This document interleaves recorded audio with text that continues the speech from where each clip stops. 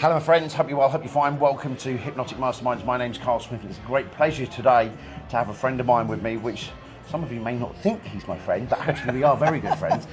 So Hansruedi, how are you my friend? Well, just great. Been all right? But you know, the thing is, I'm not able to speak as fast as you can. No, you're gonna have to speed up. You're okay. So, the reason we're doing this video is me and Hans have known each other for many years. We know each other in the background, we do stuff, but we have discussions in groups. And they are meant to be divisive for a reason, but some of you don't see that. So me and Hans decided that we would talk about it. And we would talk about the subject that's close to both our hearts, and the way that he works and the way that I work. So we're going to discuss certain elements about regression and regression to cause. So, Hans, why is regression to cause so dangerous? Well, that's a very leading question, which is one of the things which you obviously always have to avoid. Yeah. And you need to be properly trained in it. And leading questions are one of the causes why some people may say it's dangerous. And that's why I started that just then. I started that conversation just then. Instead of going, Hans, tell us where you're from and how you are, rather than bang, straight in, and just giving you a leading question. So let's pause that one for a second, right? Hans, who are you and where are you from? Okay, well, born and raised in Switzerland, and at age 16 I moved to Brazil with my parents, and there I went to the American high school, also to get the American accent. Twang. Yeah, and from there I went on to the US and I studied political science in Atlanta, Georgia at Emory University. Then I did 2 years of military service in Switzerland, and I was very successfully, I kept the Russians from invading Switzerland. Well, Switzerland aren't really known for doing anything, are they really? Well, see, we're very successful with our military. Nobody ever invaded us. Yeah, They're all scared shitless of us. That's a fair one. So I did an officer career there as well. Nice. And then I went into the automotive industry in Germany. I worked many years for Mercedes-Benz, the truck division, in the purchasing. I became a purchasing director, and then I moved several times. I think I moved in 12 years. I moved 7 times intercontinentally. Okay. So Mercedes-Benz sent me to Brazil, then back to Germany, then again to Brazil, then to the US, then to Turkey, then again to Brazil, then to Germany.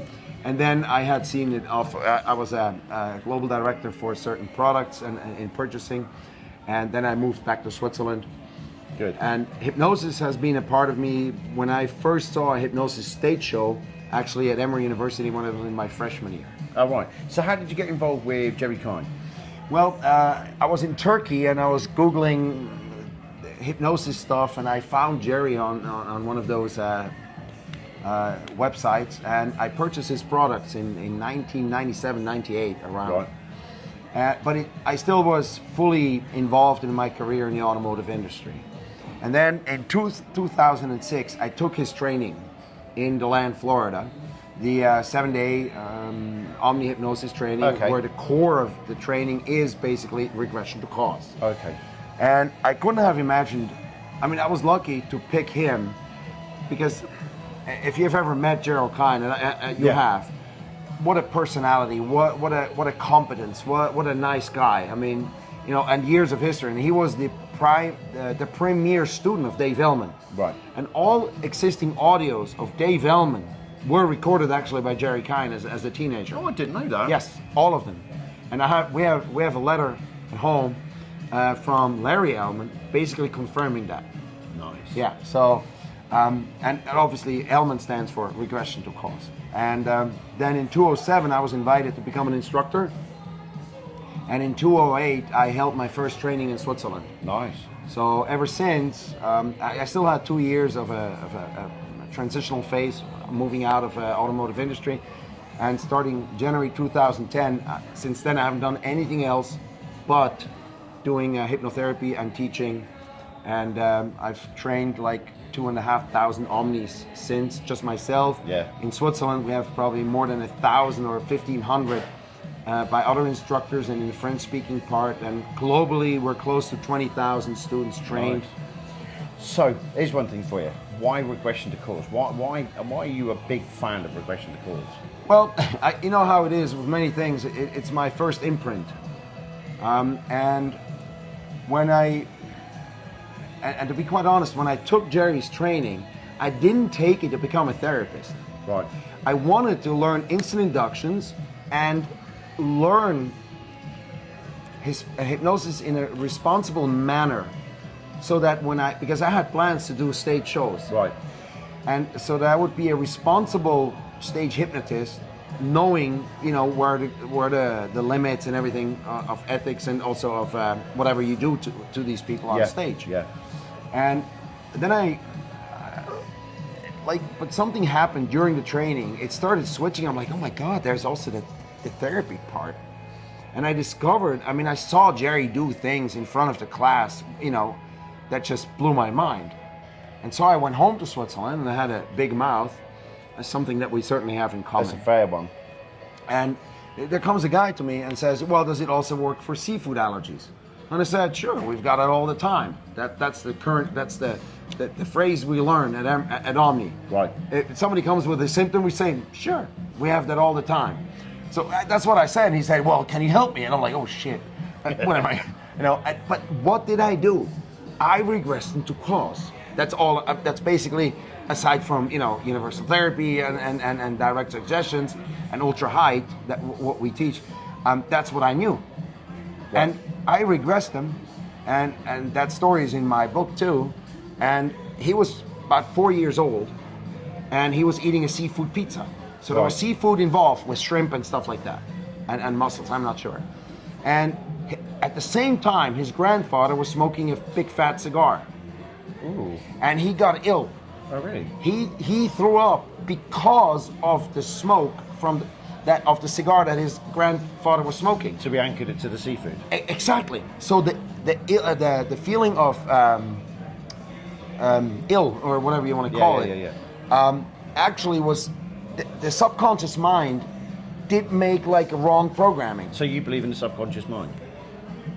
Well, if you call it the concept or not, but I do believe in it, because we have many examples of where, long-term memory. Where is it? We have the mind model as a theory, as a mind. It's a model. It's a model. But if you work with students who are beginners, you need easy examples, or you need easy language. And if you talk to clients who come see you, you need to be able to transmit these things in a language that they can understand. Yeah. So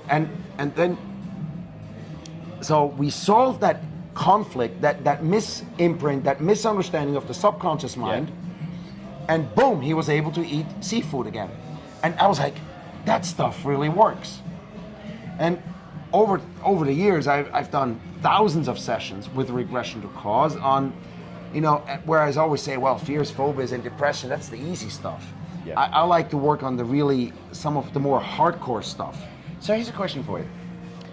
And we've discussed this. You've got a guy there who won't eat seafood, and that's one instance. Yeah. We discussed about me. I've seen ethnic cleansing, I've seen the worst of humanity.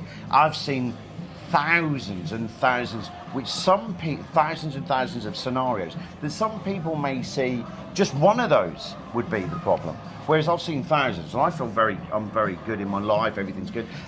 But if you're using regression to cause and you've got it as a singular, how do you deal with multiple events? Well, that's actually very easy. First of all, I never assume that I know anything. Yep. Like when you come see me and you say, well, I feel whatever. Yeah, but I have seen the war, I've been in the war, I've seen dead people, I've seen shootings and whatever. Say, well, okay, that's your story, but what is your symptom? What is your problem? And then you will describe me, oh, well, I don't know, when I'm in the dark, I always feel anxious, I start sweating, or whatever it is. So I don't care about your story that you tell me, because you're telling me all this with your conscious mind. Yep. Or somebody has told you that this is probably the reason why your whatever symptom you have. It can also be a physical problem like IBS or migraines or asthma or whatever. And I don't care really about the symptom, because every symptom has a cause. Yeah. And then I would talk to you about how that makes you feel. In the intake interview, I will talk to you about what it feels like, how it shows itself, how often, everything. And then I go and I say, okay, well, how do you want to feel? Yep. So now we're developing a goal. And I always say, without a goal, there cannot be a path. So we develop the path by developing a goal. Yeah. And once we have the goal, how you want to feel, now we both are working towards the same aim. Now, again, then I will hypnotize you, and then I will let that feeling come up that you have, for example, at night or whatever, and you start sweating, and I let that feeling come up, and I put pressure on you to get that feeling up. Yep.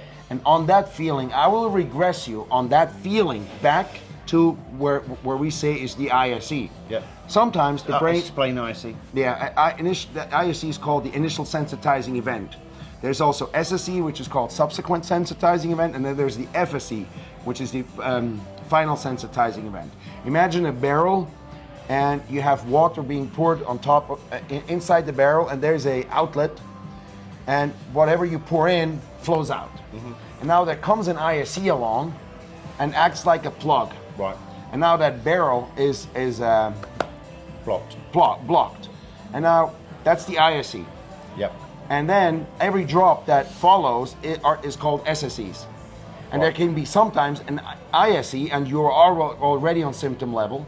Sometimes it takes 2 or 3 drops called SSEs to develop a symptom. Sometimes it takes 100 of SSEs until the FSE comes along, which is still an SSE, but we call it final sensitizing event, and that makes the barrel overflow. Gotcha. Okay? So now I go after the ISE, and I have no clue. I haven't lived your life. No. I have no clue where it came from. So I never assume, and that's one of the things we say, never assume. Assuming causes an arse out of you and me. That, well, the clients sometimes think they know why they have the problem. Yeah. But you know, in most cases, they're just plain wrong. They mean good. The issue's never the issue. Yeah. And then I regress you to whatever is called the ISE, whatever event that was. And you know, that can be something with like your war issues or not. It can or it must not. It can be a simple thing in kindergarten where somebody takes away your toy. Or I don't know, you see a dead cat. And now that is the first imprint. And then more things happen, and you go through and you become an adult and you go to the military and you see brutal things, and every single time you see something brutal, it reminds you of the dead cat or whatever that what is the ISE was. And it starts building and building and building. So you think you can only have one ISE? You know, I find that to be true, yes. But there are exceptions. Food, obesity, weight. Weight can have several ISEs, we found. Because with food, we associate many different things. We're born, we cry, we get food. We do something good, we get food. We're sad, we get food. It's compensation. It's giving. You've done something good. So there can be many different things associated with it. Or I'm going to take away your food because you've been a bad boy. Yeah, keep going. So I'm just doing that. Okay. Moving this out of the way. Okay. There we go. So yeah, go on, keep going. So once, and then obviously, see, many people think that regression is like, oh, I take you back into a dramatic or traumatic event, and many events are not dramatic or traumatic if you look at it from a point of view of an adult. Now, for the 40-year-old whose toy was taken away, that was dramatic in that moment. Yeah. As an example. And sometimes, indeed, it could have been an abuse or something, okay? But in the end, I just need to find out what happened, who is involved. And that's all I need to know. But what happens if they are right in hypnosis? In hypnosis. Yeah. And then we neutralize that. There's 2 approaches by it. If there's no other person involved, we do the inner child therapy. Right. We get the adult at the side of the little one on the inside, and we make a contract. The adult, you want to help the smaller you. Yes. Then I talk to the smaller in the inner child, and I say, hey, you want the adult to help you? Yes. And then we start conversations where they talk to each other. And then we go through, with the informed child, we go through the same event that actually caused the ISE. And then the goal is that they do not react to it anymore as they have reacted in the beginning. So they go through the event emotionless. And that is usually resolved in the first take. Right. 95% will, or even more, will not find an energy or an emotion attached to it anymore. And now we have neutralized the negative energy and the uncomfortable emotions that went along with it, and it just has become an event without emotions. Right. Therefore, it has lost its effect in the here and now. Now so we resolve the ISE. Now we go forward in time again. Before we went back, now we go forward in time, and we look for SSEs. Right. And I always let the subconscious mind of the client decide what was next. Sometimes there's no SSE, sometimes there's 1 or 2, sometimes I've had like 8 to 10 SSEs. But all of them we manage through the same manner. So here's a question for you. And you take out all the negative energy from it, and once you arrive in the here and now again, we have other techniques that you put on, like progression. You check in the here and now if they cannot find the emotion that initially of the session you found. So now you have proof. In the beginning of the session, they were still scared, sweating, whatever, in hypnosis when you talked about, snakes or the war or whatever. And now, now imagine again, you're in the war or whatever. Come on, try to find that emotion. Try really hard. Yeah. I'm like, no, I cannot find it anymore. And that becomes their new reality. And once you remove the cause, the mind and the body just have the tendency to assume what is natural. And natural means healthy. So, do you think that that regression to cause may be the wrong title for it? Well, it is regression to cause and fix it.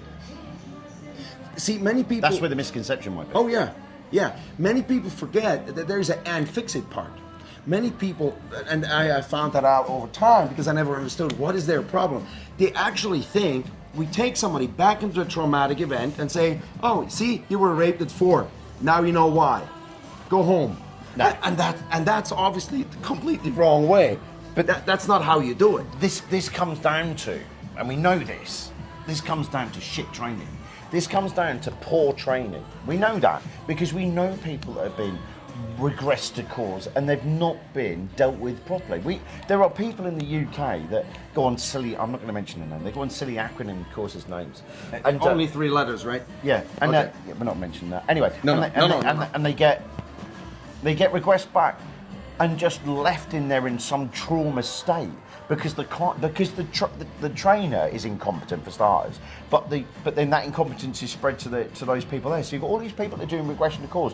They're out there at the moment being poorly trained by this acronym, and then what happens then is you've got this fucking where you're doing strong ethical training, let's say, you've got all these people out there at the moment just leaving people in traumatic scenarios. And I know we speak about Barry, and I'll let Barry know about this video, but that's why I think me and Barry are so vocal on it, is because at the moment this wave of shite training and regression is out there, and I think that's what's causing people like your good self. The problem, that's what causes that issue within that is that the education's not out there. There's not strong ethical education by certain individuals, and what's happening now is all these people are going out.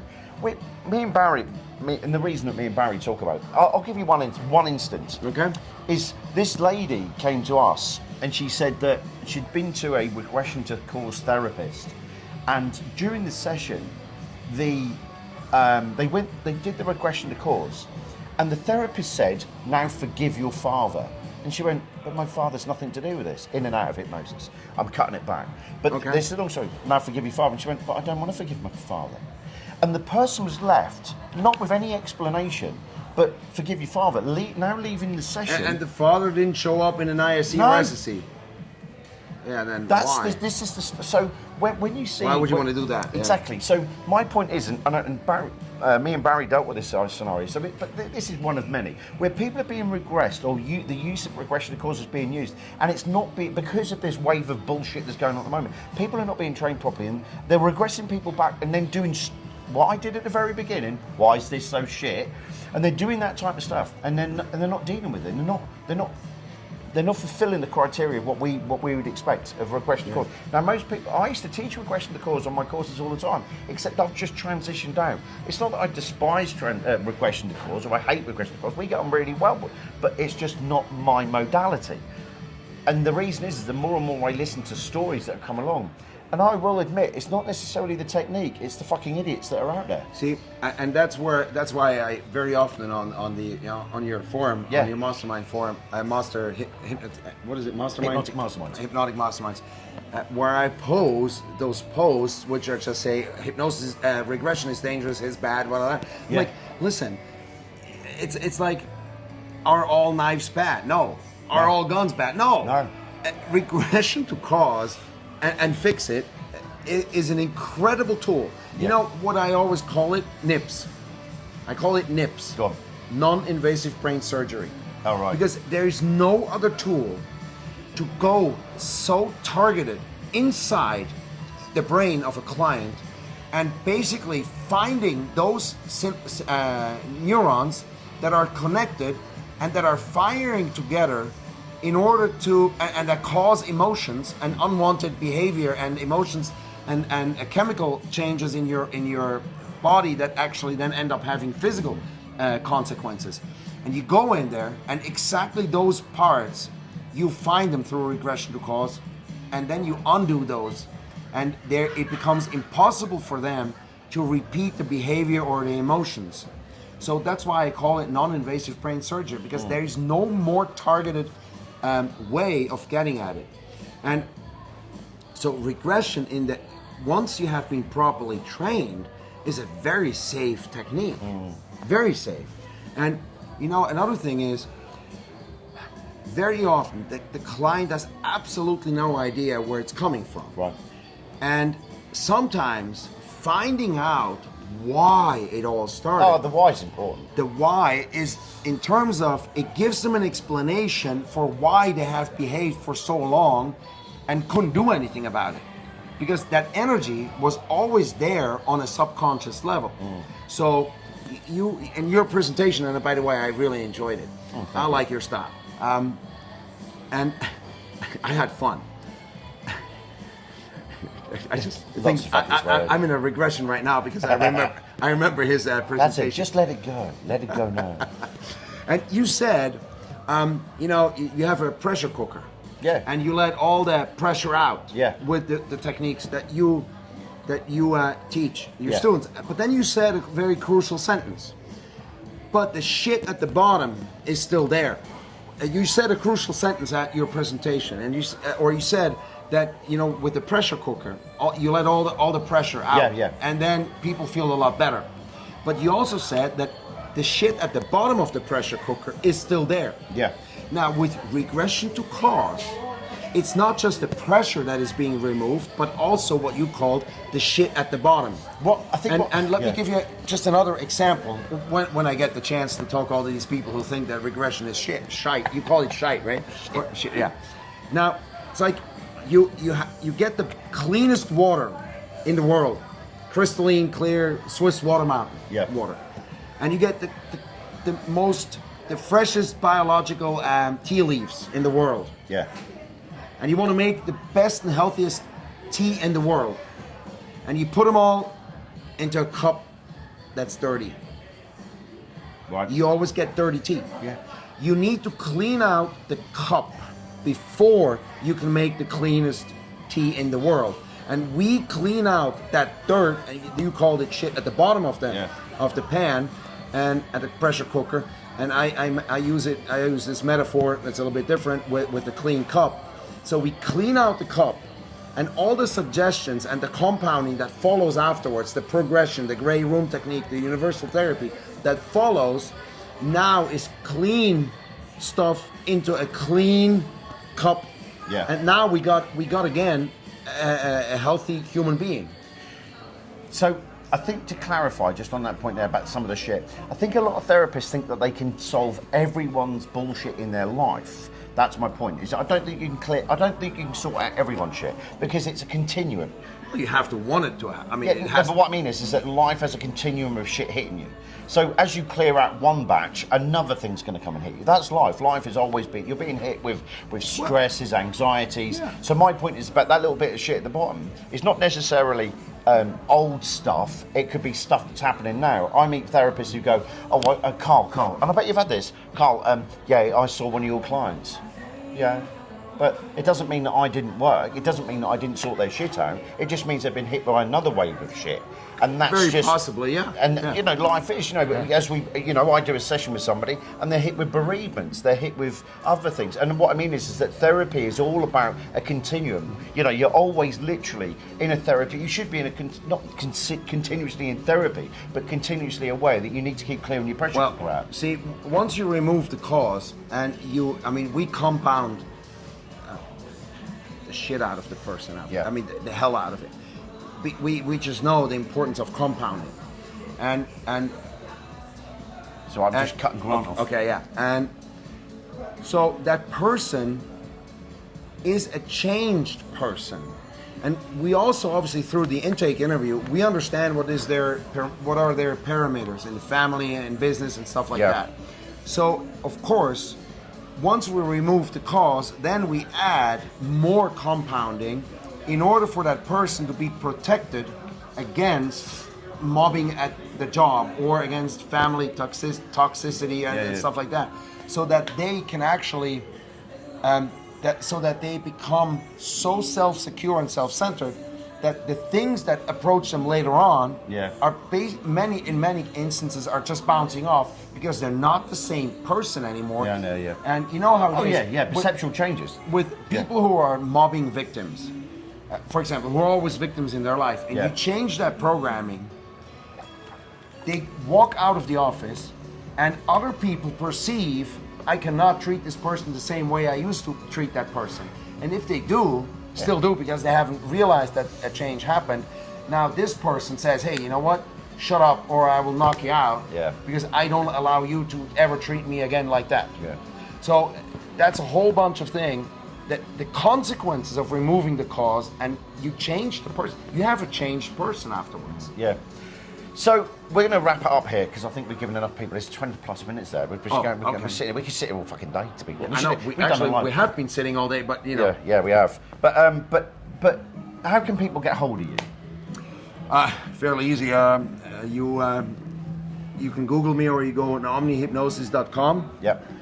Omnihypnosis.com and. I'll put the details below. Yeah, and you can find out more about regression. We're coming out with some books of ours in English. We have also continued education training like HypnoKids, HypnoCell, not selling, but on cellular level. We have HypnoSports.